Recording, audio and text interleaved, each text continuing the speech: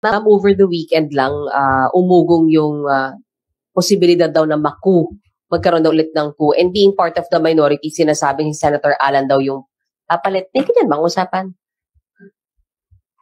Ang narinig ko yung interview, di ba interview ni na Senator Soto yun at saka si Senator Ping, di naman ang galing sa amin eh.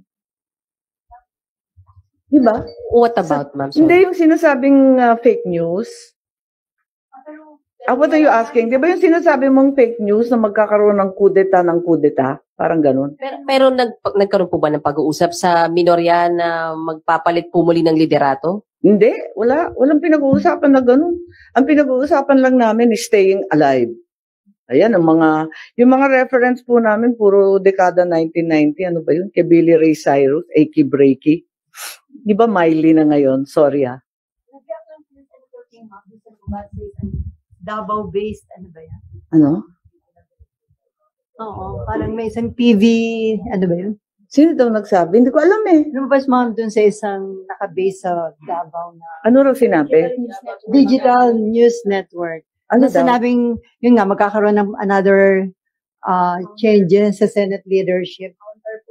Yung counter coup. Nakakuha na daw na number. Kung merong ganon, yung unang coup na naging minority na nga kami, hindi ko alam. Ito, kung